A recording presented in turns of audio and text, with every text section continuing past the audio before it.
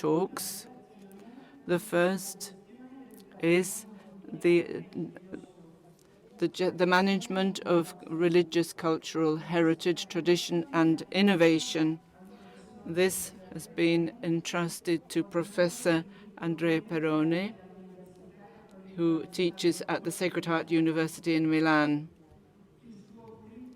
His curriculum is very rich, as you will have seen in your booklet, in your folder. I'd just like to add that as the dicastery for religious life and institutes, we have had the possibility of truly appreciating his skills and professional experience on the occasion of the symposia on economics and economic realities that our dicastery organized a number of in recent years. So over to Professor Perrone. Many, many thanks for the invitation, and to Sister Carmen for your very kind and generous introduction. I wanted briefly to make some observations on the context in which institutes of consecrated life find themselves today with regard to religious cultural heritage, and to consider some ways forward. In this context, I would start with the first observation swiftly, because it's repeating simply many of the things that were said yesterday, and many observations also which are found in the message of the Holy Father and in the comments made by Cardinal Ravasi. First of all,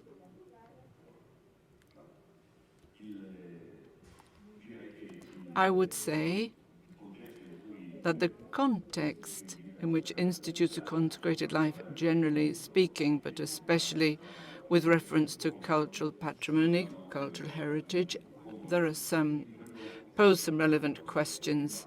The first, obviously, has to do with the drop in vocations and the increase in the average age of religious, making sustainability of an in-house management of cultural heritage quite problematic. There's also the social context, the radical secularization of society, and therefore a reduced awareness of the religious significance of the Church's cultural assets that can make it difficult to manage the cultural heritage in a manner consistent with its specific nature. The third observation is a very much down-to-earth one, but very relevant. The costs for day-to-day management and maintenance of cultural heritage may exceed, and perhaps significantly so, ordinary sources of funding. Costs outweigh entry. I'm a lawyer, so these are very familiar subjects. The growing complexity of the legal context.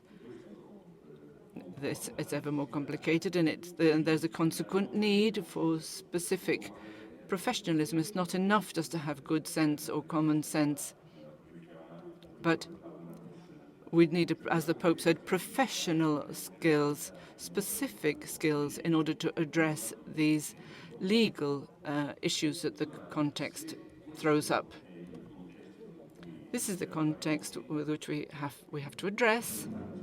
And so what can we do about it?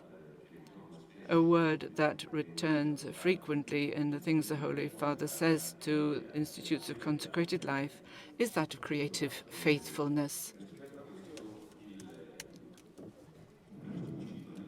And I quote in the slide part of what the Pope said in 2016 to the congregation. The calling is to bold creativity that is also faithful to tradition. And I quote the Holy Father, discernment, according to discernment that looks at the direction, purposes, meaning, and social and ecclesial implications of choices.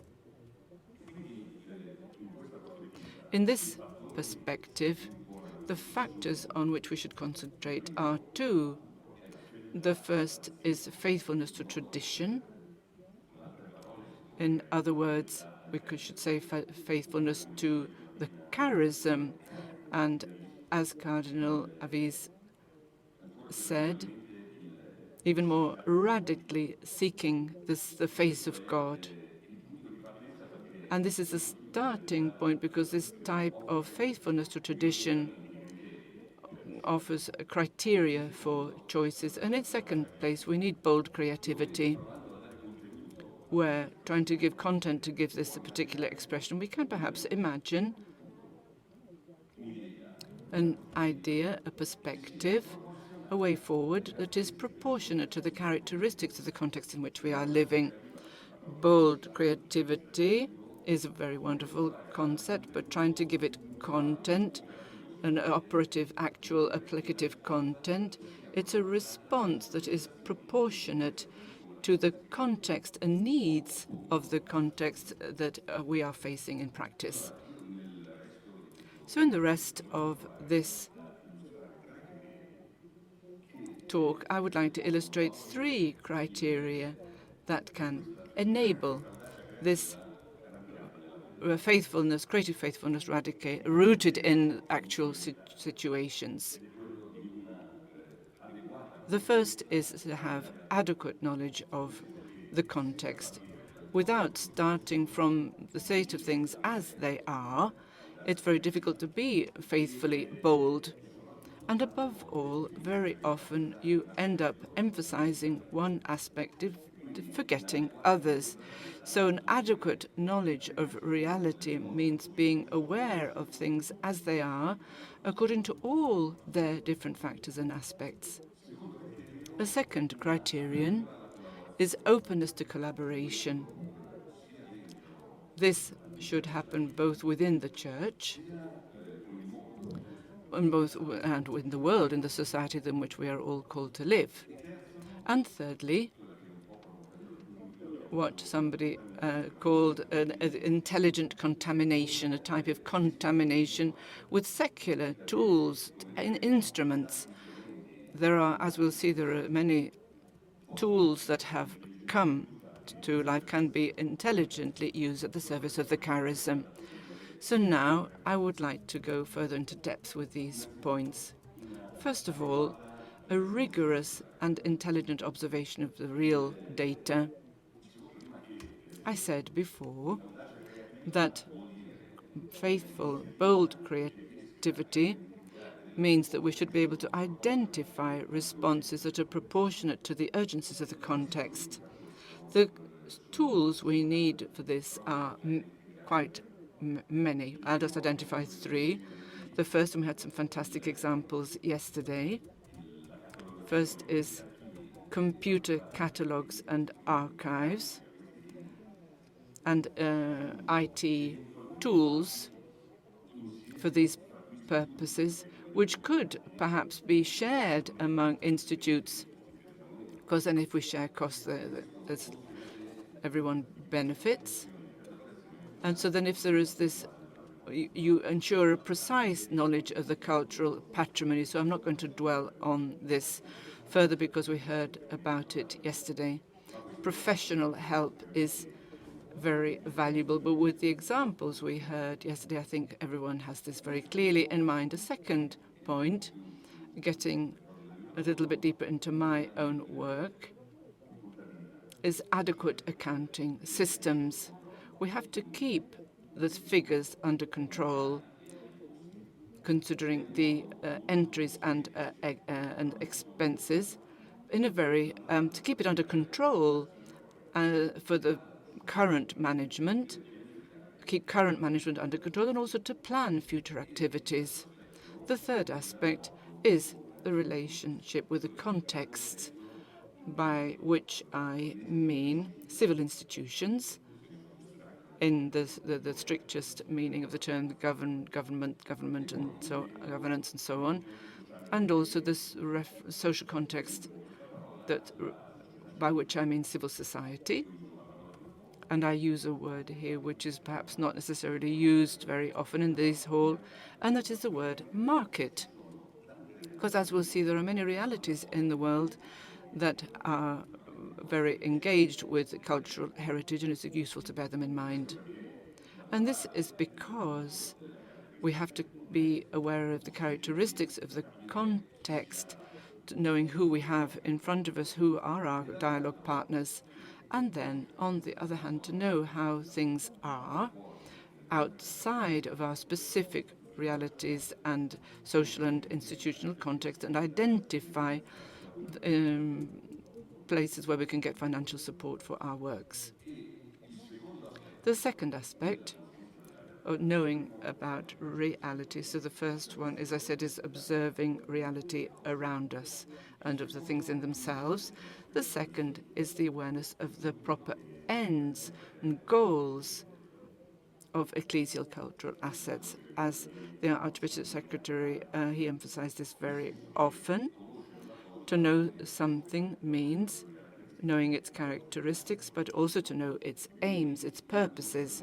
So awareness of the fact that the cultural goods of the Church are goods which are for the mission of the Church, and more precisely in detail, with reference to divine worship, the works of the Sacred Apostolate and works of charity, that these come from the canon law. This awareness, this powerful awareness of these criteria, illuminates concrete operational choices. Because if we have our aims clearly in mind, then you limit the risk of drift, going towards some aim which has nothing to do with its real nature. And on the other hand, you can also foster it, enables, this awareness enables, encourage appropriate decisions about the use of that particular good or those goods.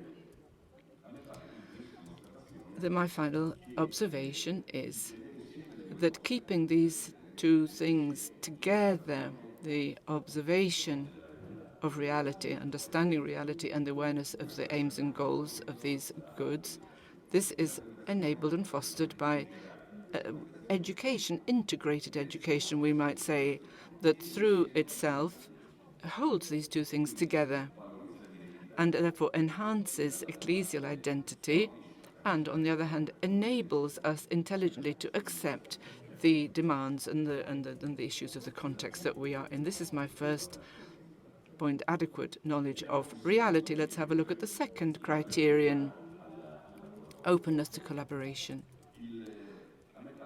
I think that in a historical moment where there are limited resources, it's reasonable to assume forms of collaboration, to consider collaboration, and I would add, in some cases, also delegation of the management of cultural heritage. You cannot do everything in-house when in-house you don't have the resources. From this point of view, the direction of collaboration could be two directions, as it were. One within the institutes, each in the ecclesial institutes. We can imagine, and I mentioned this before, collaboration with other institutes, among institutes, or collaboration with individual dioceses, bishops' conferences, and the Holy See. Or furthermore, with what I called in my sector, we call second-level associations, for example, federations of monasteries. Why do I say this? Because, as always, when you work together, you can bear costs and burdens together that on one's own becomes impossible. This is obviously in elementary economics, but it's an idea that's easy to grasp, but which can also be applied. In the second point, there's collaboration with the world in the general sense of the word, in the sense that I would like to make an observation that re-emerges in other contexts. It can be useful to consider, to make a distinction between the direction and the management. When you have to manage a cultural good, there are 2 points which we have to measure ourselves concrete choices regarding management and then what direction to go in. Normally, people think that they have to be done by the same person. This isn't so. This isn't true, in the sense that above all, when resources are few, we can imagine that the choice of the direction of travel is the responsibility of the person who has the responsibility for the charism in that context. Those who, more than any others, can give direction, vision, criteria with which to make operational choices then. And this is obviously is the work only of the institutes themselves. The management, what goes on in a material fashion, can be shared, can be delegated, if you wish to use this even more stronger word. And to whom can it be delegated? Can be delegated to other ecclesial entities who, and through this collaboration I mentioned before, which are better professionally prepared and specialized to do things which the institutes can't do. Or so ecclesial entities that are qualified, or lay people. We heard both in Digicamol and in the other talks that there are lay people who are particularly competent in particular sectors and to whom management can be delegated adequately, because it's much better that way. It's better to let people who know what they're doing do the task and then decide on the direction rather than try to do everything oneself. And finally, the last criteria of this intelligent contamination with tools of the secular world, secular tools at the service of the charism. Regarding this, I think we're on very sound foundations here, because the whole of Christian history shows very clearly that religious genius is able to learn from everyone. And by learning from everyone, it can creatively elaborate new solutions. It takes a model and it reworks that model according to its own identity. So I'd like to give 2 examples, which are a little bit daring. I'd like to take a step in this direction because the tools of the secular world in recent years, and to see how these can really be at the service of the management of cultural goods. For example, when you are thinking in terms of collaboration with third parties, you normally think of traditional ways. So we sell something or we rent something. These forms of the secular world, I wouldn't say they've been overcome now, but they're not the only ways of going forward. There are many other forms that can be undertaken, things that can be done that have been developed in relationship to private business and the state. The state has the same problems with its own goods as the religious institutes have. It has significant goods that it doesn't manage to manage. So there's a project financing, new form, project financing, which allows there's a sophisticated word in use here, this project financing, that according to a model in which the financing and management are entrusted to professionals. So you can imagine that an Institute of Consecrated Life can't manage its own cultural heritage. It hands it over for management to a private company who will do it for money and not for other reasons. But then, of course, there can be an intelligent adaptation of this particular model. The professionals who operate it according to procedures agreed upon with the institute owner. And then any profits shared by that good, that cultural heritage good, might generate, can be shared. So this is the secular model. So a translation of this model into the institute's world. I'll give you an illustration. Think of a monastery that has before it uncultivated land, which is there doing nothing. Imagine a subject building a building on that land to house families with disabled children who can't go on holiday, or people who use a building to enable social tourism, for example, for holidays for those who don't have much money. So this is the monastery's land. The building is built. It's built with resources put forward by the private business. It builds a building which doesn't coincide with the characteristics of the monastery itself, but neither is it distant from the point of good use in the world regarding the aims of the monastery. It's done well. It's done well. But from this point of view, it allows, it's not a cultural good, but it's land. In this case, it's enabled their use. So the same thing applies to cultural goods. You can imagine an intelligent dialogue with private subjects in which, for example, an Institute of Consecrated Life is part of the governance of how an activity is managed. So there aren't only agreements on how it should be used, but also there's an ongoing dialogue about the use of that good. Another aspect in recent years, looking at publicity and so on, you see various things on the underground. These people have a great concept of responsibility for their activity in the context, responsibility for the environment, for society, and so on. I don't know to what extent this is true or artificial. What is certain is that the problem is there. People are addressing the problem, and so they try to find people with whom to collaborate for the good.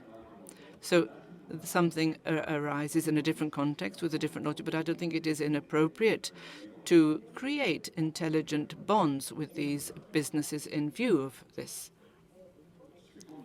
So it's in view of the current trend that emphasizes corporate social responsibility, the religious cultural heritage can be enhanced through collaboration. There's no doubt, as was said yesterday, the cultural religious goods, considering in the relationship with the state, these can also benefit from public policies, because all states have policies regarding cultural assets. So therefore, it's easy. The protection and enhancement of cultural heritage is something that is of non-profit organizations. And so all of these subjects that undertake this kind of activity usually carry out activities for the protection and valorization of the cultural heritage. This means that there's a system of norms that enabled some through fiscal savings and some through financing projects for these projects. So in this context, we can truly identify with non-profit organizations. And I'm making a reference to the Italian PNRR about resilience, which enable things, what's going on in Italy at the moment, which are specifically oriented towards the enhancement and use of cultural goods here in Italy. The quote in the slide is a quote from regional calls for proposals to implement this policy. There's an important point to be fixed here. The public financing is not free, in the sense that funding provided by public policy requires compliance with conditions laid down by law for access to a favorable regime. You can't improvise things. You have to respect, comply with the law of the state in order to access these funds. There's obviously a cost there. You may not see it. So that when you enter into these spheres, we have to be able to make adequate professionalism and careful assessment. because on the one hand we need to evaluate that the costs don't outweigh the benefits, and then see what the most efficient methods are to manage the costs that in complying with the law brings with it. And here we need professional help, because you can't invent these skills from one day to the next. Good sense, common sense is okay, but it's simply insufficient.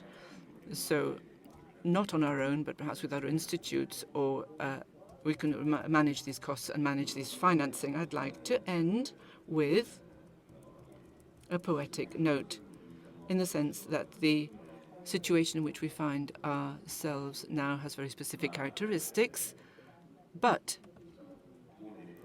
it poses problems which arose in the past. About 90 years ago, T.S. Eliot, looking at this problem, put some words into the mouth of workers. These verses which I would like to quote.